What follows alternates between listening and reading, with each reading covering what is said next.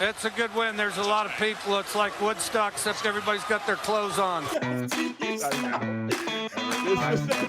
But eat a damn snack. You're like my wife when you get in space. You just get lost. It's ahead!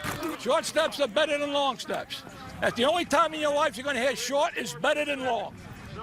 It's ahead! What's up, everybody? We are super excited. It's episode 50, a celebration landmark episode.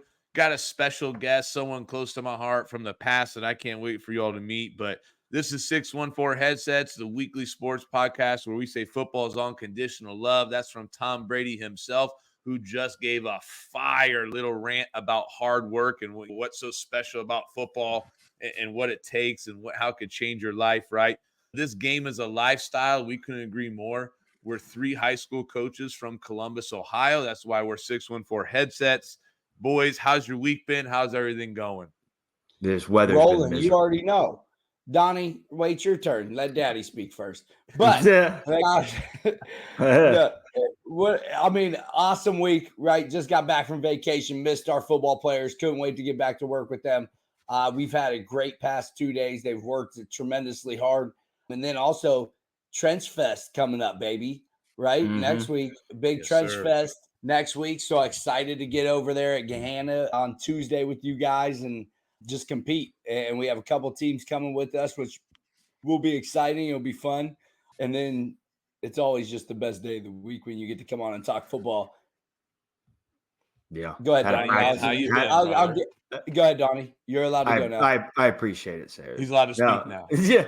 No, it's been a good week with practice tonight, finally. But, man, this weather, I don't know how it is for any of the listeners around here. If you're all from Ohio, if you're around the Midwest, it's been brutal up here. I'm done with you. That's what we're telling our kids. It's not like it's colder in the South, Donnie. It's not. Oh, the Midwest is blazing. Dude, I was in Florida last week. It was 100 degrees, 80% humidity. Those kids are out there practicing hard. Come on, man. Donovan knows their family owns like 5 houses down south, man. We're talking to Mr. Worldwide over there. You know what I mean? But, hey, everybody, make sure, we appreciate you joining us.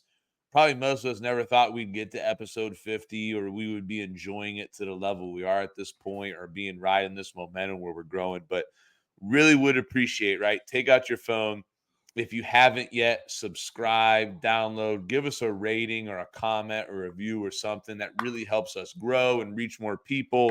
Because at the end of the day, we want to continue to network and spread all the great things about high school football, college football, Columbus, Ohio football in general too, and just keep growing this great game and hopefully you learn something off of it, okay?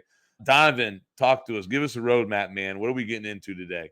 Yeah, we got a great one with Coach Brad Wilson from Indiana State, defensive coordinator, assistant head coach, going through the Redzone philosophy for a defensive perspective, what it takes to game plan against it, what it takes to play call when you're involved in it, what it takes to communicate with players, just diving deep into his philosophy. And coaches, if you typically listen to this, specifically defense coaches, you're going to want to watch pieces of this because he gives you some of the best nuggets you can find out there in terms of fundamentals and just universal philosophies as it comes to red zone defense. So take a look, listen if you normally do, but go check it out on YouTube too, because you're not going to want to miss some of what he's talking about. Yeah, this episode's chock full of a lot of great small things that could impact how you could win the red zone. I love it. But I got Thigh of the Pod today, right?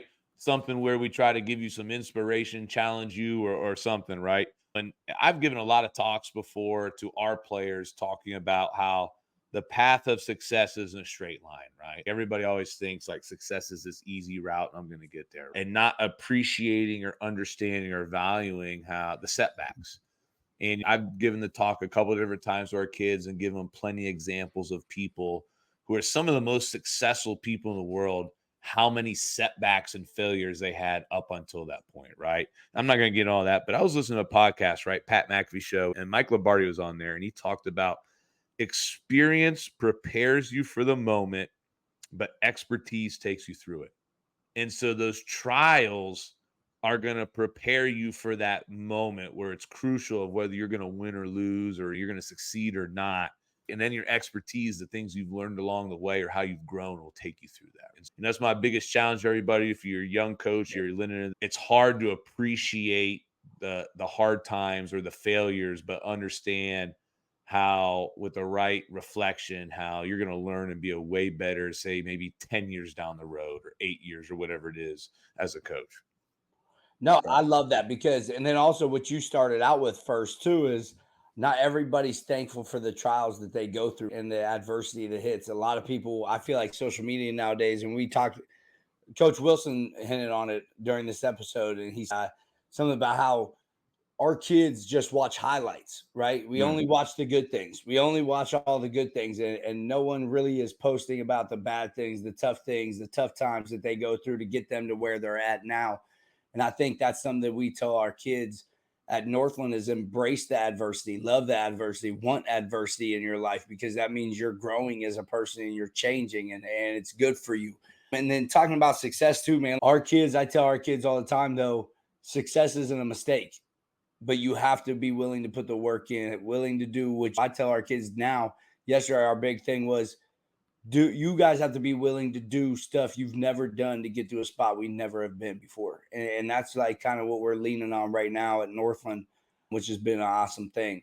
Donnie, what do you think about Thought of the Pod? I see you over there thinking, which that's dangerous. It's like sometimes you have to be broken down a little bit to be built back up better, whether it's as a player, as a coach, as a husband, as a brother, whatever it may be. And so I think looking at all those trials and all those times where you might be broken a little bit, just to try to keep your eye on the prize of like, all right, like this is going to help make me successful in some aspect, whether it's successful just in terms of appreciating the moment and that's all you get out of it. Great. Like you won something, like you got better at something, or if it's something more major than that, great. But like understanding that every stage you go through in life as a coach or person in general can build you up to something if you choose to let it. It's great, man. Hope everybody takes something from that, and you take something from this episode. Is truly great. And it's that time where we talk about Fundraising University is a proud sponsor of this show, and Fundraising University Ohio offers a variety of fundraising efforts that helps football teams run profitable, effective, and fast-paced fundraisers designed to raise the most money in the shortest amount of time to reach their fundraising goals. Fundraising University of Ohio is locally owned, operated, and with their 6-step blitz system will help your team maximize profits. Brent Maxwell with Fundraising University will sit down and help you strategize and execute your fundraiser. If you're interested in us running a fundraiser for you, please contact Brent Maxwell at the letter B, Maxwell at fundraising.net, or 740-501-8946. And you can see that scrolling on the bottom. You can also find in our show notes, he's still signing up and working with teams now. Dominate the day, dominate the red zone. Enjoy the episode. All right, welcome back, everybody. Episode 50. This is a big anniversary episode for us. We're super excited. Another special treat for me, getting to have a former coach on here, Coach Wilson, the defensive coordinator of Indiana State University and the associate head coach. Earlier, if you're a follower, we had Coach Mike Bath, who was the offensive coordinator, right? And I got to meet both of those gentlemen while they're at Ashland University when I was there. Two of my most favorite guys in the world. Ran into Coach Wilson at the Elite 11 about a month or so ago and chopped it up with him, and super excited to get him on. Had to bring a defensive guy on because we all know Ryan has been slacking lately with his scheduling of people, so I had to fill that void for him. So, Coach Wilson, thanks for taking some time. Obviously, being a family man, being a college coach, we really appreciate you taking a little bit of time to join us and help others become better, hopefully, today. But, Coach, go ahead. How you doing? Introduce yourself. Maybe talk a little about your football life and filling the gaps up until now. Yeah, absolutely. First of all, appreciate you guys having me. I really do. I think that I've been following this show since you guys have gotten it going, and I think it's awesome what you guys are doing. Anytime that we get a chance to all get together and, like you said, chop it up and talk ball and hopefully take a thing or two, whether it's philosophy, scheme, balance, work-life balance, whatever it may be. I think a lot of guys can benefit from a lot of different ways. So thanks again. And as you said, Kyle, I go all the way back to for me, obviously not coming from the 614, but the 419, but Ohio, is Ohioan. And I think that getting my start in high school football at Shelby, Ohio, coaching for Mike Schaefer and then Chris Solis over there, and that opportunity that they gave me to get my feet wet and really help me understand how much I didn't know at the time, to the ability to learn. And then going over to Ashland University and the opportunity that Lee Owens gave me over there while I was going to school at Ashland and as a student coach, working for Steve Klingscale and Jim Meyer and that great staff that he had over there at Ashland University, Doug Geiser, who's now the head football coach there at Ashland. And then from there on to Bowling Green and up in Northwest Ohio, and had a great experience up there with Greg Brandon and Mike Ward and Matt Campbell. And a lot of guys have gone on and done a lot of great things. Troy Rothenbuehler, who's back in the state of Ohio over there at Youngstown State, doing a great job with their offense. So that was a great experience all the way back in 2007. And then the opportunity to come back to Ashland, my alma mater, in 2008, which I believe is where we linked up, and you were a player and I was a coach, and had a great run there. Obviously went to the playoffs for the first time in a long time, hosted the first ever playoff game in Ashland University's history, and were fortunate to win and make it to the second round in advance. And then obviously, like you said, that's where Mike Bath and I were connected. And I just look back at just some of the great staffs that we had and the great people there at Ashland University that Lee Owens was able to bring on that staff, with guys like Nick Toth, Tim Rose. I already mentioned Steve Klingscale, Matt LaFleur, Joey Lynch, Mike Bath, Jeff Castle, goes on. And I think that just able to take a lot from a lot of those guys and still have relationships with all of them. And I think was a tremendous experience for all of us. And then I think the opportunity to grow under a guy, like I said, Tim Rose, who was the defensive coordinator, is still the defensive coordinator there, is an absolute legend in our sport and our profession. Have tremendous respect for that man and what he did for me as not just a coach, but a husband, a father, that balance that we talked about. And then from Ashland University, I went up was given my first opportunity to go be a coordinator for Paul Winters at Wayne State University. They were just coming off playing in the national championship in Division II up in Detroit, Michigan, and was able to our family able to go up there and be up there, and had a great 5 years. Just again, worked with a lot of guys, a lot of tremendous coaches up there, and really appreciate Paul Winters, who has since retired, for giving us that opportunity as a family to really figure it out. I had a lot of people ask me at that time, I was 29 years old, and are you ready to be a coordinator? I said, I don't know. We'll go figure it out. We'll go day by day and try to do the best we can. And he really gave us the opportunity to do that. And we were fortunate to have some great players up there. And as I said, great staffs, and just had a great 5 years there, and got to know Kurt Mallory, obviously the Mallory family. If you grew up in the Midwest, you're very familiar with that name. His dad, obviously Bill Mallory, an absolute legend in our sport, again, was the head coach at Miami of Ohio, out to Colorado, to Northern Illinois, and then obviously had a great stint in Indiana as the head coach of the Hoosiers. And so grew up knowing the Mallory name and with Coach Mallory when he was at the University of Michigan and I was at Wayne, and we'd go over and visit, and he was always very accommodating to us and allowed us to work camp and spend some time picking his brain there. And lo and behold, he gets the head job at Indiana State in 2017 and gave us the opportunity to come along and be his defensive coordinator. So we've been with him now going on 8 years.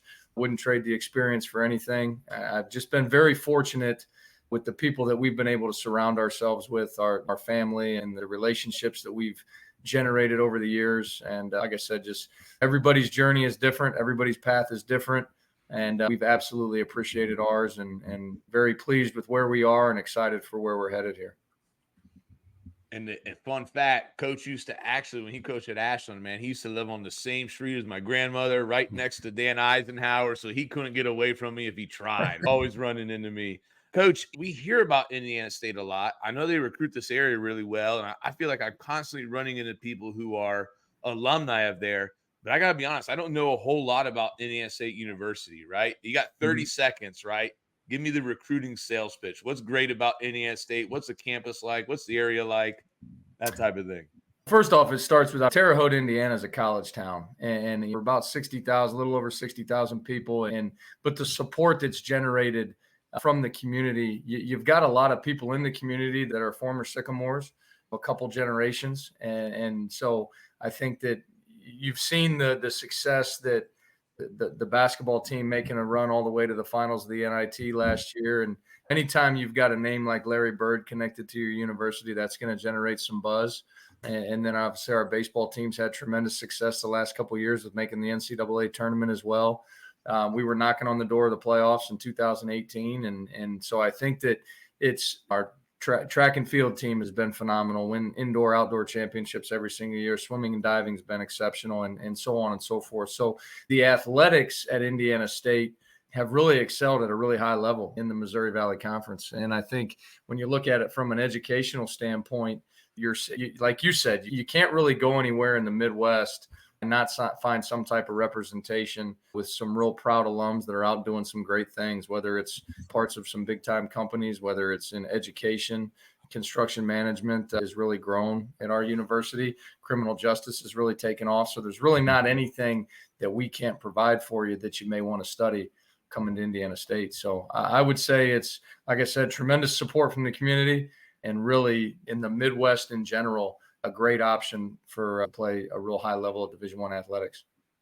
And that's such a cool path, man. You think about people who listen to us, it's primarily a lot of high school coaches. I know a few college coaches we've connected with have as well, and coaches from different states too. But to go from Shelby, a small high school football team, to climb that battle, to climb that ranks, right? From student assistant coach, right? Coach, congratulations, right? Everybody gives you hope about, you just got to put your time in and believe in yourself, and it's those relationships, right? Like every single person. Shelby's so small. My best friend in college, I was in his wedding. One of my best friends, he graduated from Shelby. Yeah, and I was in his wedding last year, and he was a dog, but his name is Tristan Karras. His dad is real involved there. Like they've grew up there, his whole family. Like he's, you know what I mean? We've talked about that place. He's like, it's so small. It's such a small town. It's a really good, good sports though. Yeah, a lot of different things. They do exactly really well. Right. But it's just really cool to see. You mentioned so many different people and how it's all connected to relationships, whether it was back to Ashland University or people you've connected with. I think that's really cool and really important. Never forget, like, you never know how an opportunity is going to develop into something in the future. It's crazy how those things connect.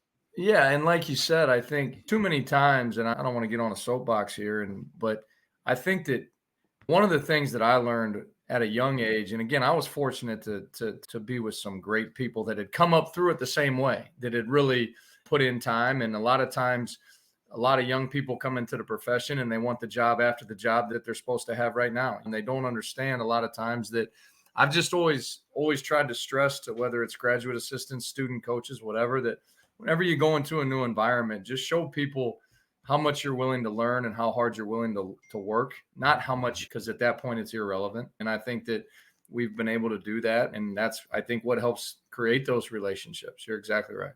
I thought it was interesting. I heard a podcast about a month ago. It was talking to you love this guy, head coach at Oregon. What's his name, Ryan? Oh, what'd you say? Head coach Oregon. What's his name? You love him. What's his Dan Lanning. Dan Lanning. Yeah. Dan Lanning. He's so State loves him. I listened to him. He's a beast. It was interesting to hear him talk about how he got started, right? And literally, like, his whole mindset was like, work your butt off and do the jobs people don't want to do. Pick up the dry cleaning, make sure the coffee's filled up, make the reports, print it. How does that coach want his cut ups done? Right? And how that led to always being maybe a step above other people, right? Because think about, a lot of people don't want to do that work now, right? Like you said, Coach, right. They want that next job versus grinding and doing that job better. So let's get to know this grinder, Ryan. Let's get in the pick six segment. The best segment of them all. The Pick Six segment is powered by Story Rival Sports Media. Championships, friendships, and life lessons are among the most meaningful part of the athletic competition. They are passionate about preserving them by offering the most unique highlight experience available. That's right. And Story Rivals delivers your team's content with services designed to change the way you experience these unforgettable moments now and for a lifetime. Story Rivals now offers a complete team apparel and player shop customizable to your program. Contact them by email at info@storyrivals.com to schedule an appointment with a member of their team. Sayers, first question for Coach here. What do you got? Coach, it's summertime, right? We've been on the grill a lot lately. For you, is it brats or hot dogs? Which one are you? What one do you like better? Brats every day. All day. Gotta be. What about the cheddar one? I like the cheddar brats. That's love it. I just love them. The more cheese, the better. The worst is Cheddar. just like when you go to Kyle's house, he can't cook. So it's, and then he sends us videos of these ribs that were falling off the bone that he took off Instagram last week. It was dude, we know you did not cook that. I had the whole offensive staff over a couple weeks ago. We had a great offensive staff outing. He had his wife They cook ate mac well. and cheese and cut up apples. No, we did make smoked mac and cheese last week, though. We smoked some ribs and smoked some mac and cheese. Stop it, man. Stop that. Donovan. Coach, all right, you're going home. You don't really have time to make anything for dinner. What's the best fast food restaurant that you're going to stop at and go to? What's your favorite? Probably stopping at either Jimmy John's or Taco Bell. Okay. All right. Wide range. I'm ready for the Taco Bell. I was not ready for that. No, My wife loves Taco Bell. Oh, She's obsessed. My wife and daughter are obsessed with it, man. I have to have a long night to be able to then get Taco Bell. Yeah. Donovan, it has to be a long night for me. Was that question inspired by the fact that we were about 40 minutes late out of practice today? Yeah. Is that how that one was? That the inspiration behind that? Yeah, might have been a factor in there. All right. Coach, July 4th is coming up. Do you have any good plans, or do the Wilsons have any July 4th traditions? To be honest with you, the last few years we've spent them usually on baseball fields with both of the boys playing travel baseball. So it's usually been that, or that is a time where if we haven't had it, we've gotten down to Destin, Florida. Love going down to Destin. Love it. That's where yep. Love Destin. And Amber and I's anniversary is the 7th of July. So usually that kind of ties right into to us hanging out and spending some time together as a family. Awesome. We love Destin too. That's where we went on vacation there, 2 years ago. This year we were at Orlando and Clearwater, but Destin's a great spot. It's Fire Beach. Great place. Love it. All right. Next question for me is, what's the most memorable game that you've ever coached in? Ooh. The most memorable game I would say for me was in 2018, our last game of the season here at Indiana State. We were coming off of an 0-11 season, and we go into our second year, and we're coming down the stretch. We're 6-4, and at the time, we believed if we won the game at Western Illinois, we were going to have a chance to get in the playoffs. And so, the year before the last game of the season, Coach Mallory always has a couple games of the year where the kids travel with us. I was able to have my boys the year before. We're at Northern Iowa to end the season. We get our teeth kicked in. We're 0-11. All right. The next year, calendar year later, we're 6-4. My boys are on the trip, and we kick a game-winning field goal to win the game at Western Illinois in the snow. And the first person that I find after the ball goes through the uprights is my son. And I think that was probably as cool of a moment for me as a father and a coach as I can remember. That's a great answer. I love it. Here's my second question, Coach. All right, as a college coach, we're getting close to the season, but we're still in the off season. What's your favorite part as a college coach of the off season? Is it spring ball? Is it like getting on the recruiting trail? Is it summer camp? Is it like right when that new team comes together for winter training? What's your favorite part of the off season? It's funny you ask. I think they're all segmented different. I do enjoy recruiting. I love it when we can get out to high schools and visit with high school coaches. But I would say the best part of the offseason is just being around the guys, being around your current team. I do really enjoy the mat drills and the morning workouts that you do. And then you're studying ball the rest of the day, looking through your cut-ups and maybe some new things that you want to implement or talking about where you're going to go visit. And then obviously spring ball is fun because I think spring ball is a time where you get to see a lot of young guys that maybe you hadn't seen in competitive situations.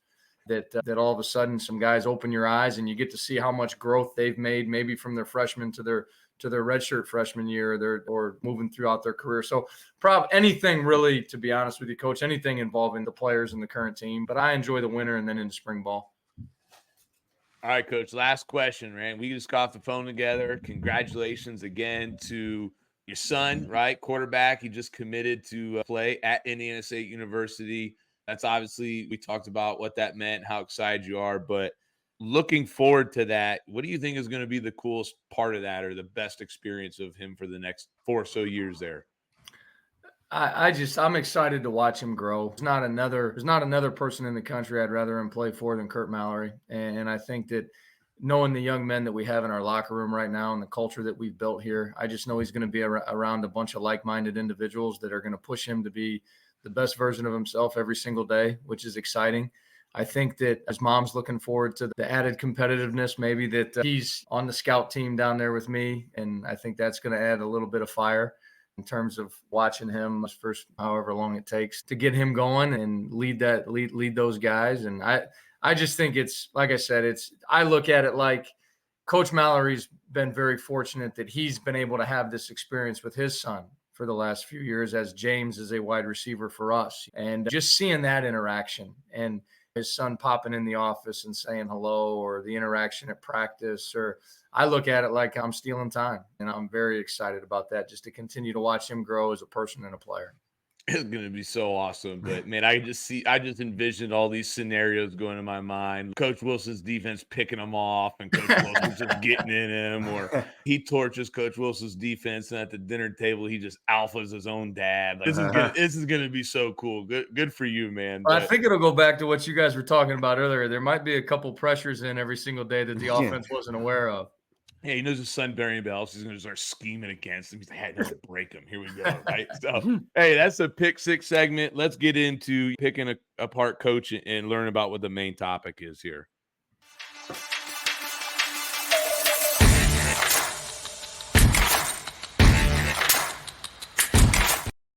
All right, the main topic for today is all about winning the red zone on defense, whether it's game planning, whether it's the philosophy of it, play calling, practice plan. We're going to get into it all.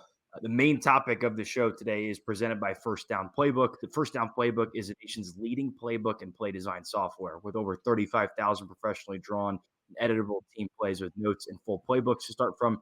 You'll be on your way to getting an edge over the competition. First Down Playbook can be your entire team management system with the practice schedule, scripts, custom quarterback wristbands, and more. If you use the code HEADSETS24 or mention the show, you'll receive $100 off, the already most affordable option in today's game. If you're looking for that link, it's provided in our show notes. Whether you listen on Spotify or Apple Podcasts or watch on YouTube, you can find that link in there. I'm super excited for this, man. This is the first time on our show we've back-to-back this. This week, we're talking winning the red zone on defense. Next week, we're going to talk about winning the red zone on offense. We got a little red zone palooza here. And defense, the good side of the ball. Thanks, Ryan. And then here we go. Coach is going to show us a couple slides here. We're going to give him a second to pull that up here. And I think he's going to get into talking a little bit about philosophy and some main points. So he's going to chop it up here a little bit. And then we're going to start getting into some questions we have to hopefully help those defenses do a little bit better in the red zone. Probably pretty hard to get for Kyle to get in the red zone, though, against you, Coach. He would never be able to. No, you'd be able to keep him college out. defense. You're the guy that wouldn't sign the contract. No one's listening to you, Kyle. We ain't hearing it. Would not sign the contract. Open date and everything. I sent it to you, and I don't know what you guys did. Must have got lost in the fax, right? Fax machine ate it, right? No, there's a lot of transfer paperwork over there at Gahanna. You guys might have lost it in there. Not so much this year. Last year, yes, there was. Yeah. All right, talking about the red zone, I think this is one of the – Coach Mallory talks a lot about the big four for us, both offensively and defensively. The big four for us are blitz attitude, third down, red zone, and 2 minute. And puts a strong emphasis on those four every single day in practice in terms of winning against the blitz or executing when you're pressuring, obviously getting off the field on third down or keeping it moving on offense. And then obviously when we get into the red zone, it's all about for us, number one, getting off the field with a takeaway. Number two, trying to get our block team on the field. And we talked to the guys about all these areas, emphasizing the point of earning the right. You know, you got to earn the right to play in the red zone. And we talk about it being all about our attitude and our mindset and just giving us a place to stand. As long as we got a place to stand and we feel like we have a chance, give us one more place. But when we look at it from a game plan standpoint. I'll get into that here in a second, but we talk about the red zone in two different categories, whether it's the high red or the low red. The high red being from the 25 to the 15 and the low red then from the 14 to the 4. And I think when you look at talking about having a greater sense of urgency and confidence, to me that goes along with what you do. And I'll go back to the day that I came to Indiana State to interview for the job, and Coach Mallory had me on the board, and we were on the board for quite some time. And I was talking through a lot of our quarter stuff that we did. And then he started asking about the red zone. So I started drawing up what we do in the red zone. And he stopped me a couple minutes in. And he said, "Are you playing the same defense? Are you playing your quarters, your base quarters when you get in the red zone?" I said, "Yes, sir, I am." He said, "Okay, I'm good. That's all I needed to know." Which led me to believe that it made sense that don't change dramatically what you do, whether it's from your front, whether it's from your back end. At the end of the day, the guys that you're probably going to screw up if you're changing a lot of things up front or in the secondary are going to be your linebackers anyway. And you need those guys to fly around and be on the same page and be your quarterbacks at the center of your defense and not be confused. So that was something that allowed us, when you talk about a sense of urgency and having confidence, that your guys know what they're doing. They absolutely know what they're doing. They know the adjustments. They know what their communication is. And you really shouldn't be able to get anything, whether it's formation, shift, motion, backfield set, whatever, that you can't adjust to down there in your base defense. So we try to keep it as same as that we are in the open part of the field, which leads to the next part is being schematically committed to stopping the run. Obviously, everybody, when you get down in the red zone, a team can just turn around and hand the ball off and gain positive yards consistently. You're going to have a hard time keeping people out of the end zone. So we try to do a great job with downhill run fits, whether it's we talk to our D-line, obviously, about great penetration down there, but schematically, we try to eliminate any two-gapping or anything like that down there so that guys can play downhill and be very aggressive.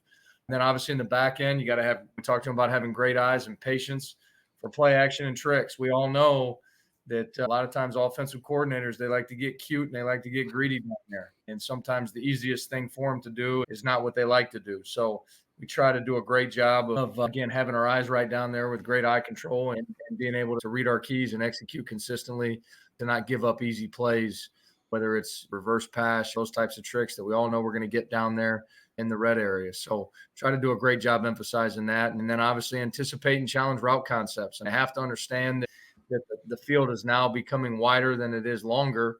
So we want to play through the receiver a lot more as we get closer down to the goal line than we do even in the open part of the field. A lot of times it's playing routes, whether it's playing routes chest to chest, whether it's obviously the tighter you get down there, the more aggressive you're going to be to the football, make the official make a call. So we try to do a great job with eliminating all the gray area there in terms of our route concepts so that we can be pretty aggressive, and everything down there at some point is going to evolve into man-to-man in a lot of ways anyway, as quick as things happen. Talked about playing through the receivers. Got to be on high alert for the quarterback run game. I think there's a lot of teams, and this goes into when we look at it from a game plan standpoint, when do teams start to change? There's a lot of teams that they won't design to run the quarterback throughout the course of the game in the open part of the field between the 20s, but all of a sudden they get down in the red zone, and now it's a lot of +1, and you've got to be prepared for that. Obviously do a great job with your game plan in there and knowing that philosophy is going to change for your offensive coordinator that you're going up against in terms of if there's an opportunity for them to start +1 in you and running the quarterback down there. So just always have to be on alert for that. And then knowing their third down mentality changes. One of the things that's really affected us in the college game this past year with these new clock rules is, and it's been good for us defensively, our play count, the new clock rules and the clock not stopping on first down and unless it's under 2 minutes to go in a half or in the game, a lot more like the NFL rules when it comes to the clock. It's really taken our play count from about probably high 70s, low 80s to about mid 60s on average for a game. You look at that throughout the course of a season, you're losing about a game's worth of snaps on defense. And I think that's been huge. But what it's also done is it's created probably a greater sense of urgency for offensive coordinators and for head coaches to maximize possessions. And you're probably getting a lot more attempts on fourth down. And so I think that's something to be very aware of is when does that third down mentality change? When do they look at it like 3rd and 6 now just became 2nd and 6 for them, where they're trying to get half so they can go for it on fourth down, where it used to be 3rd and 7, you were dialing up a blitz or dialing up a coverage and playing coverage, and that might just not be the case anymore. So I think that's very important for us to understand at our level that with those new clock rules and everything. But anyway, when does the coordinator's mentality change? When you got to be ready to play 4 downs? Your sub package has got to be on high alert and got to be ready. With this happens all the time. You get down in the red zone, and now you're with the coaching box and where the players can be on the sideline. you have probably an opportunity to get in the most amount of sub packages the tighter you get, whether it's heavy packages, whether it's nickel and dime packages based on what they're going to do philosophy wise, personnel formation. And those packages got to be on high alert because those big guys got longer ways to run on and off the field. So you got to have everybody on the same page and have to be ready to go when in a moment's notice, you got to match personnel. So things that we spend a lot of time talking about down there, and then we always talk to our guys about what we call universals. And down in the red zone, a lot of universals that you're going to get down there. You get a lot of stacks and bunches and condensed formations. We tell our guys all the time, we try to explain to them why is that. A lot of times teams expect man coverage, man pressure. So they're going to try to pack you in a little bit tighter, maybe pick you and rub you, maybe outflank you to the flat, create gaps in the run game on the perimeter where those perimeter players aren't used to fitting outside one, outside two, outside three, but then all of a sudden you condense the formation down and you get bunch and you guys are changing those gaps with fold blocks and everything like that with the guys in the bunch, and you really make those corners and safeties do some things they're not used to doing. And you just got less margin for error down there, whether it's losing the edge or a 6-7 yard run down inside the 10 really kills you now. I think that's something that we talk to those guys about a lot. The shake and the whip, what we call shake and whip return routes, the slant flat, the flat and return, the mesh return routes. A lot of teams are starting to get into that now where they're running mesh. And then obviously you're getting mesh with both guys returning, which really leads you defensively to put a real emphasis on, again, going back and playing through the receiver, not being able to get downhill on routes when routes declare. That way those return routes have to run back through you and not taking your eyes to the quarterback when the route breaks and playing everything back through the man, as we talked about earlier. So those are all things that we try to simulate that as best we can when we get into one-on-one periods, whether it's against our offense or whether we get into scout periods with it.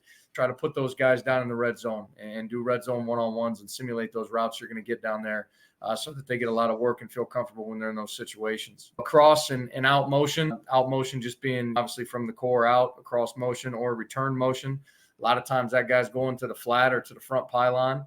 So those guys having a great understanding of that and why you may need to get into a check when you get that, whether it's push it calls out of man coverage, whether it's traffic calls in a bunch, whatever it may be. But I think that's important for those guys to understand of where that guy most likely is going when you get that across motion. So we show that to them quite a bit, and it shows up usually week to week.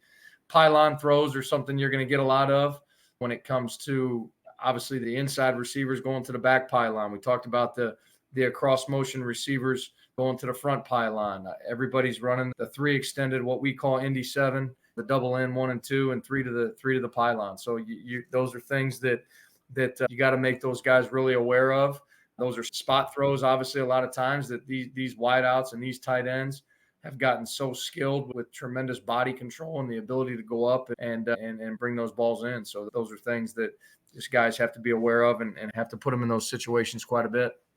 I love that. I blacked out before Coach ever got to talking about the universals, and I found myself reading through each one of them. And all I could help but think, if I'm a defensive coordinator at the high school level, a position coach, a secondary coach, I'm hopping on YouTube right now and I'm writing down all of those. And I can just envision making a huddle cut up of it, going through it, talking about it, going through that. I would be so curious to see how many people get into that depth of going through the whys and what offenses really like to do. And when Coach talks about being universal, there are so many offensive concepts that fit that mold in a lot of different ways. Right? If you could just drill that into your players about being comfortable, being like what you said, expecting it so you're mentally already ready to react to it even. I mean, seriously, guys, you got to hop on right now and you got to find these universals because they are so good. I don't get to spend a ton of time on the defense, but that's a fantastic thing that if I hadn't had that on my side of the ball, what I would try to steal and put in, because that is a really good thing that you could teach and become a really good red zone team off of right there, I feel like. And you'd have no problem week to week pointing those things out to your players because it's, like you said, they're going to show up. There might be different, everybody's got different ways of getting to them, but they're going to show up consistently because that's where those are your quick hitters. Those are the areas of the field where guys get lost.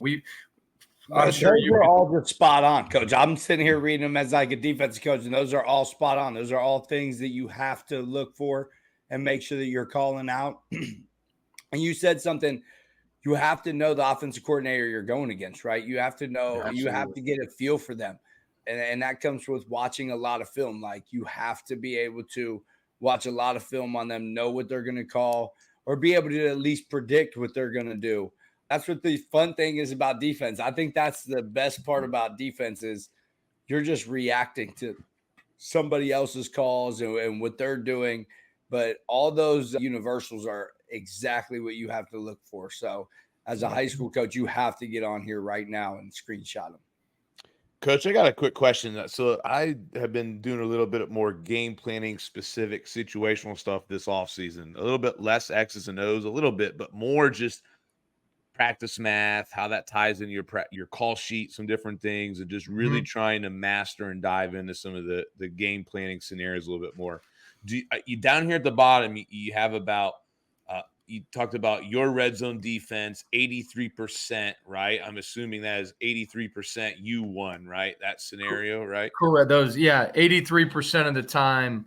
Yes, you're exactly right. You're exactly right. So talk me through as an offensive guy. Is that into the red zone, no points, no field goal, no touchdowns? Yeah, okay. So, I see what you're talking about down at the bottom. So what that is, so this past year, we were in the red zone 41 times defensively. So that was roughly 4 trips a game.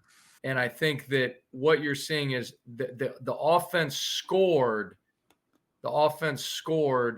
34 times that they were in the red zone. Now, that might have been a touchdown. That might have been a field goal. Okay, that was total scores. Okay, now, but where it gets critical, though, is so 7 times or 17% of the time, we gave up nothing. So we had turnover on downs. We had a takeaway. They missed a field goal. So 7 out of 41 times, we gave up nothing. We get off the field giving up 0 points, which obviously is very demoralizing for an offense. And then another 16 times, okay, we held them to a field goal or less. Okay. So for us, that was 61%. Okay. So we look at it and that put us 4th in the conference because obviously you'd like, so 25 out of 41 times they scored touchdowns. And I think that's a little higher than what we would like. Our goal is that we want them to be under 60% scoring touchdowns in the red zone. But obviously you can see in our conference that put us 4th, which was pretty good. So if we're under 60%, we got a chance to be one of the top probably 1 or 2 teams in the conference in red zone defense. And so that's how we've broke it down.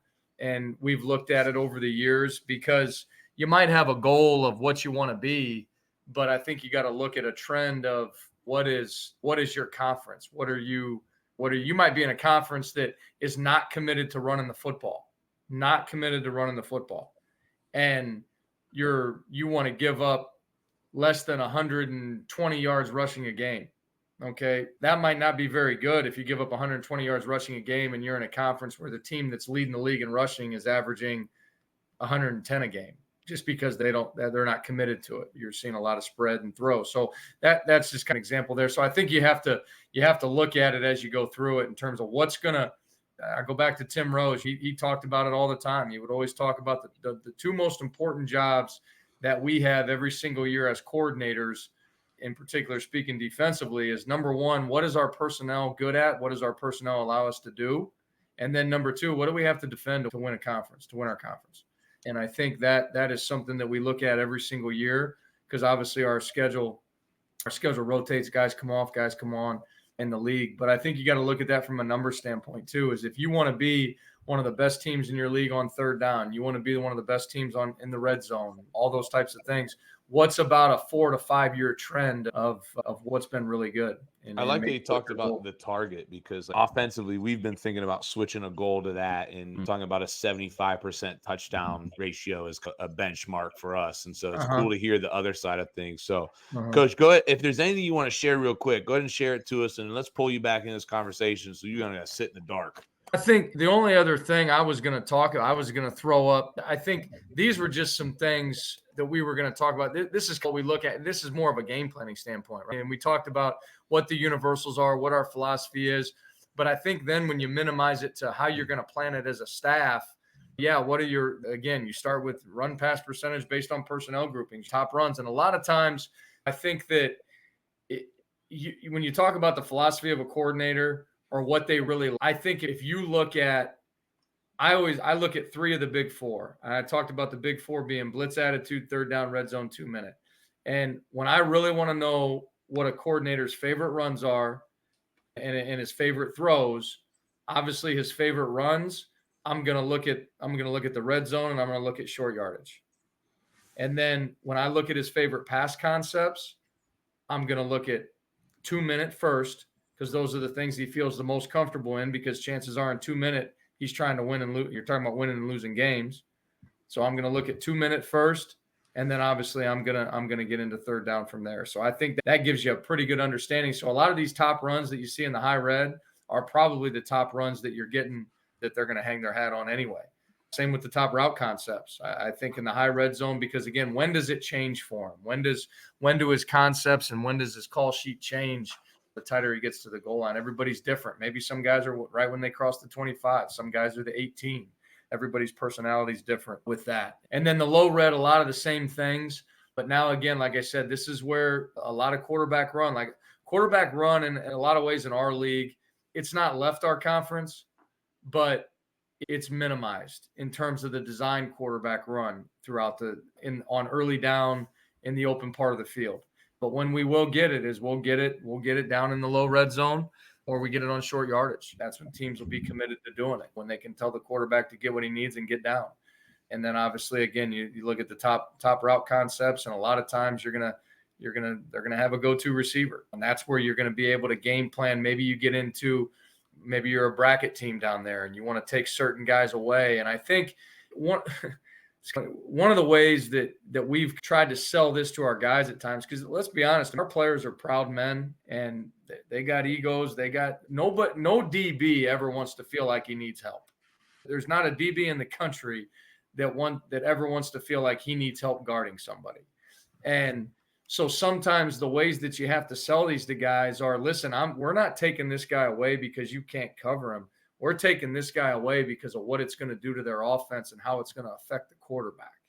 And by doubling this guy as a primary target, we're going to force them to go to option B, C, D, and it's also going to give our front time to get home. So there's a lot of different ways that I think you can present it to them without necessarily making them feel inferior to their opponent. And then obviously motions, we already talked about that. Sub packages we talked about.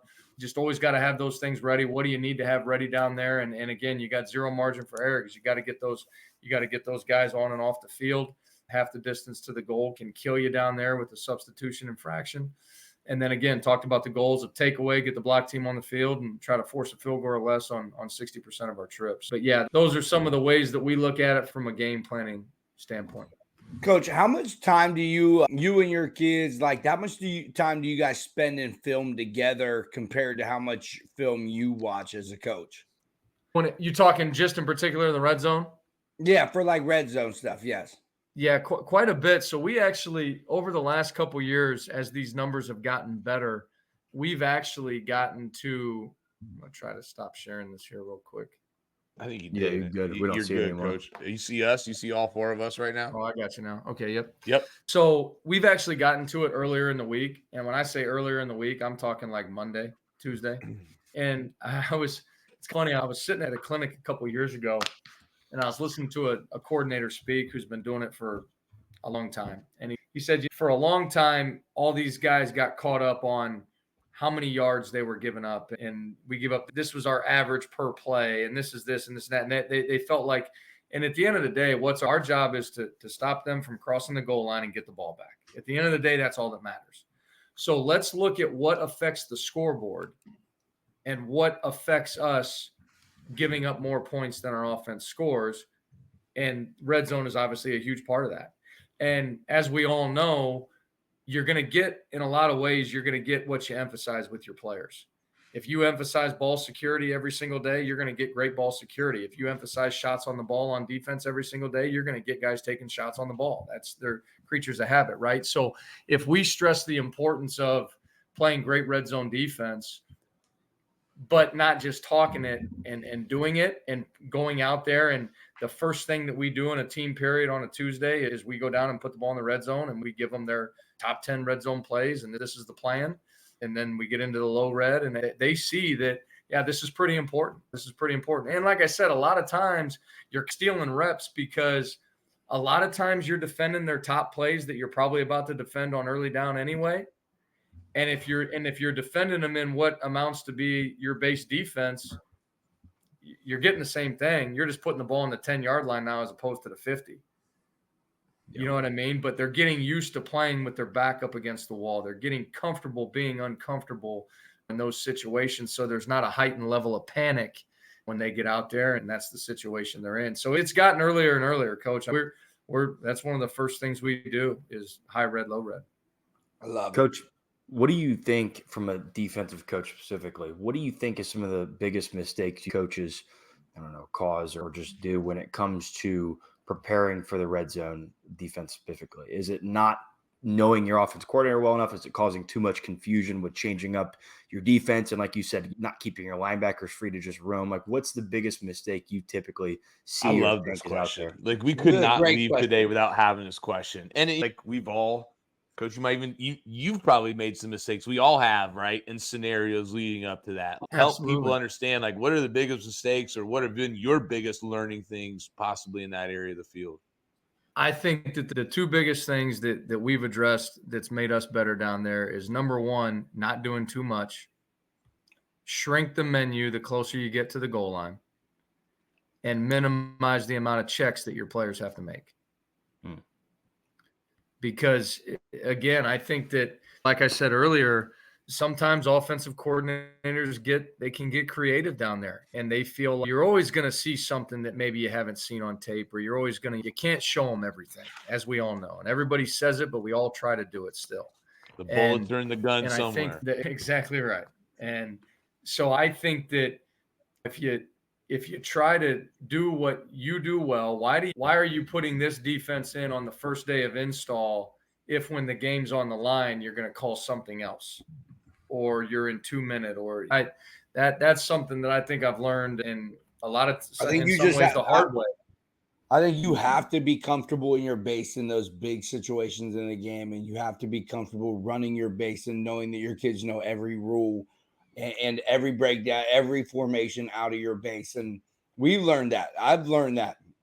I'm calling our defense and stuff, trying to run all these blitzes down the red zone and everything, and just confusing our kids more. And now a lot of times we just run our base defense and we're running our cover 3 match and we're running with guys, and we might bring a single dog pressure or something, but at the same time, we're trusting our base defense, trusting our kids. So I agree with you there, Coach.